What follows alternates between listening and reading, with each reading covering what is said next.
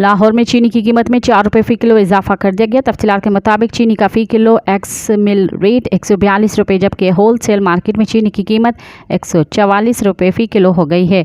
आम मार्केट में चीनी 150 रुपये फ़ी किलो फ़रोख्त हो रही है।